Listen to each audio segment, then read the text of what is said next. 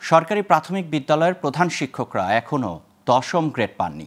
তাই সহকারী শিক্ষকদের দশম গ্রেডের দাবি বাস্তবসম্মত নয়। তবে এ দাবির যৌক্তিকতা আছে। পদোন্নতি পেয়ে পর্যায়ক্রমে তারা দশম গ্রেড পাবেন বলে জানিয়েছেন প্রাথমিক ও গণশিক্ষা মন্ত্রণালয়ের উপদেষ্টা ডক্টর বিধান রঞ্জন রায় পোদ্দার।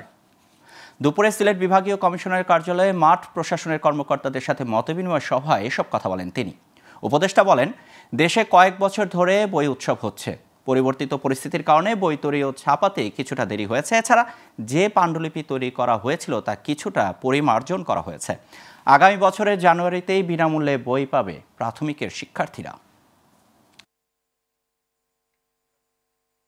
সহকারী শিক্ষক দশম গ্রেড দিয়ে দেব, এটা সম্ভবত বাস্তবসম্মত না।